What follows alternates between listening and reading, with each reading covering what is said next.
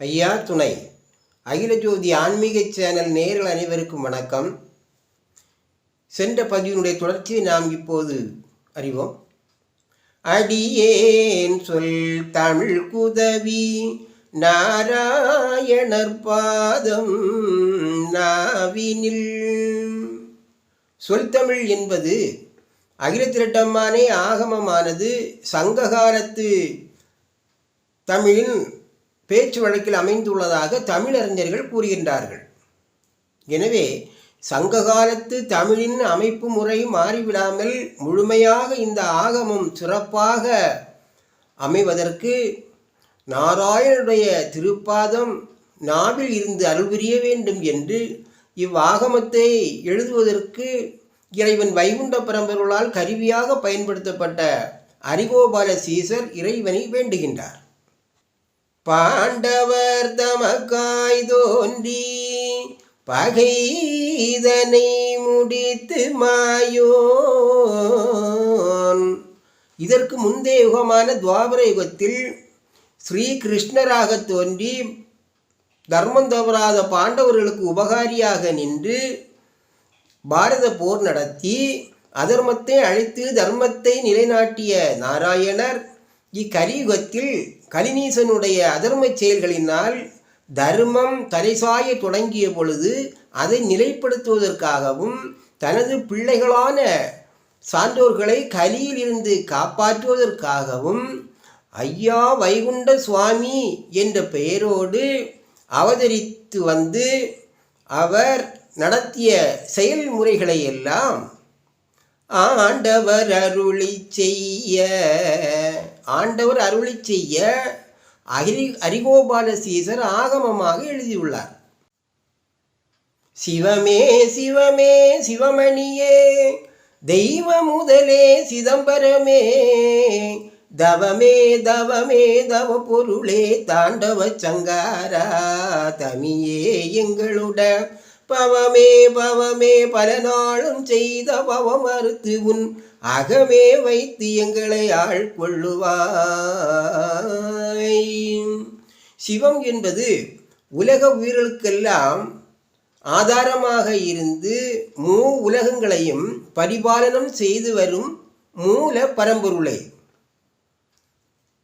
தெய்வ முதலே சிதம்பரமே, அதாவது தேவர்களும் மனிதர்களும் அறியக்கூடாத விதத்தில் சூத்திரமாக இரகசியமாக இந்த செப்படி வித்தை அப்படின்னு சொல்லுவாங்க. தன் கூடவே இருப்பவர்கள் கூட அறிந்திராத விதத்தில் நற்செயல்களை செய்வது. ஐயாவும் பின்னால் வாசகத்திலே இதை கூறியிருக்கின்றார்கள். அப்படி சூத்திரமாக செயல் புரிவதில் முதன்மையான இறைவனே, அதான் தெய்வ முதல்.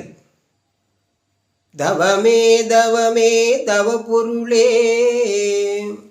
இறைவனை தினந்தோறும் துதித்து வழிபடக்கூடியவர்களுக்கு புண்ணியத்தையும் நல்வாழ்வையும் அருளக்கூடியவரே.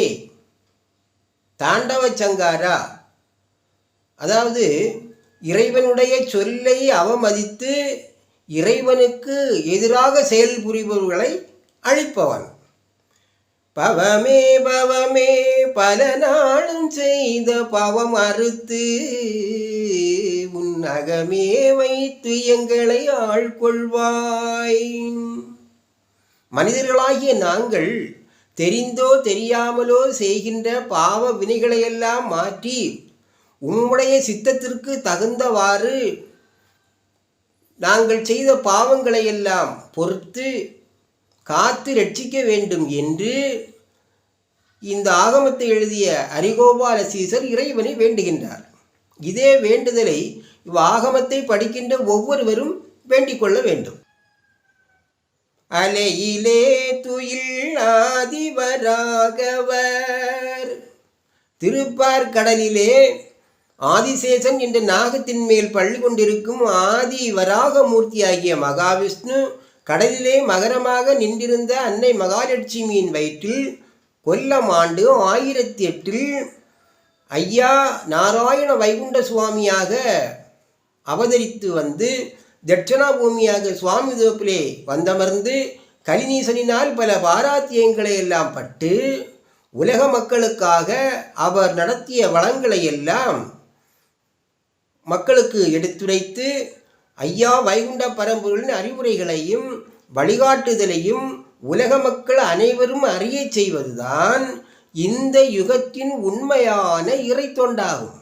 மேலும் கலியுகம் அழிந்த பின்பு தர்மபுவியை தோற்றுவித்து அதை அரசாளும் ஒரே அரசராக ஐயா வைகுண்ட பரம்பொருள் ஒரு சொல் ஒரு மொழி ஒரே நீதி என்ற தர்ம நீதத்துடன் அரசாழ்வார் என்ற செய்தியை சுருக்கமாக இந்த காப்பு பகுதியின் மூலம் உலக மக்களுக்கு அறிவித்துவிட்டு இனி அகில திரட்டு அம்மானினுடைய நூல் சுருக்கத்தை ஐயா கூற வருகின்றார்கள்.